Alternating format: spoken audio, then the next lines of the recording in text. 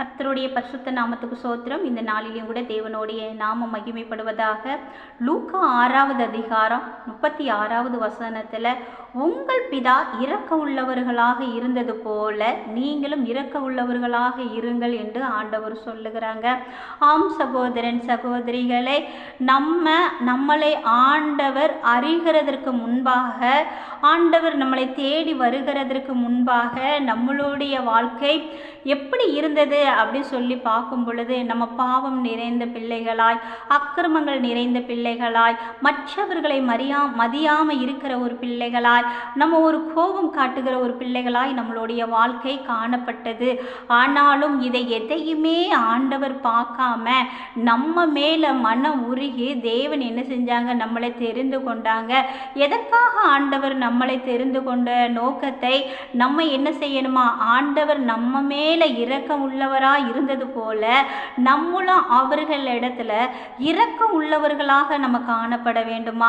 ஆண்டவர் அதை சொல்றாங்க. என்ன சொல்றாங்கன்னா, நான் உங்கள் பிதா இரக்கம் காட்டினது போல நீங்களும் மற்றவர்களிடத்துல இரக்கம் காட்டுங்கள். நான் இறங்கினது போல, மற்றவங்க மேல இரக்கமா இருந்தது போல நீங்களும் மற்றவர்கள் மேல இரக்கம் காட்டுங்க. இரக்கம் காட்டுகிறதுனா என்ன?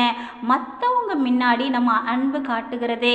அப்போ அவங்க நம்மளை பார்த்து சொல்லணும், இவங்களா இயேசு கிறிஸ்து பிள்ளைங்க, இவங்க கிட்ட பேசுனா எங்களுடைய மனசுக்கு ஒரு ஆறுதல் கிடைக்கும்ங்கிறத அவங்க என்ன செய்யணும், நம்மளை குறித்து ஒரு சாட்சி சொல்லணும்.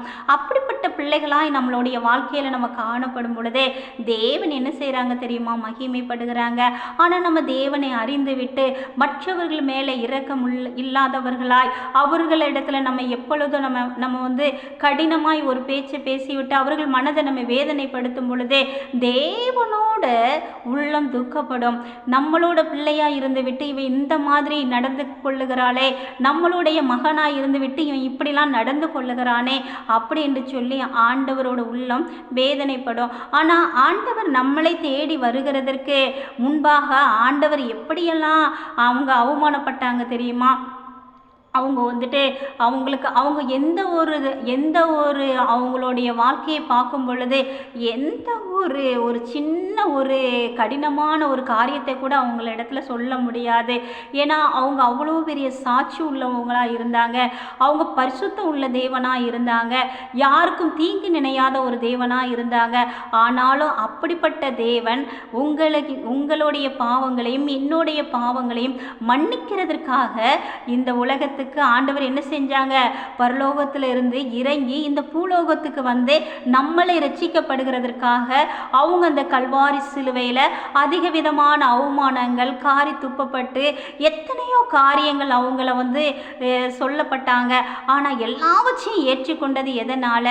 தேவன் நமக்காக அவங்க என்ன செஞ்சாங்க, அந்த கல்வாரி சிலுவையில் கூட அவங்க ஒரு சொட்டு இரத்தம் இல்லாதபடிக்கு எல்லாவற்றையும் நமக்காக செலுத்துகிற காரியம் உங்களுக்கு எனக்கு தெரியும். அப்போ அப்படிப்பட்ட பிதா நம்மளுடைய வாழ்க்கையில் இரக்கம் காட்டுனது போல நம்ம யாருக்காகவும் நம்ம ஆண்டவர் செஞ்சது போல நம்ம யாருக்குமே செய்ய முடியாதுங்க. ஆனால் நம்மளிடத்துல வருகிற ஒரு வார்த்தை என்ன தெரியுமா, ஒரு அன்பான ஒரு வார்த்தை, ஆறுதலான ஒரு வார்த்தை. இந்த சகோதரியின் இடத்துல பேசும் பொழுதே எங்களுக்கு ஆறுதல் கிடைக்கி, இந்த சகோதரன் இடத்துல நாங்கள் பேசும் பொழுதே எங்களுக்கு ஒரு ஆறுதல் கிடைக்கிறது என்று சொல்லுகிற ஒரு சாட்சியை மட்டும்தாங்க தேவன் விரும்புகிறாங்க. அப்படிப்பட்ட சாட்சி உள்ள பிள்ளைகளாய் நம்மளுடைய வாழ்க்கையில் காணப்படும் பொழுது அப்போதாங்க ஆண்டவருடைய நாமம் மகிமைப்படும். அப்படி நம்ம மகிமைப்படுகிற அளவுக்கு தேவனை மற்றவர்கள் புகழ்ந்து பேசுகிற அளவுக்கு நம்ம மகிமைப்படுகிற ஒரு பிள்ளைகளாய் நம்ம காணப்படும் பொழுது தேவன் நம்மளுடைய வாழ்க்கையை ஆசீர்வதிப்பாங்க.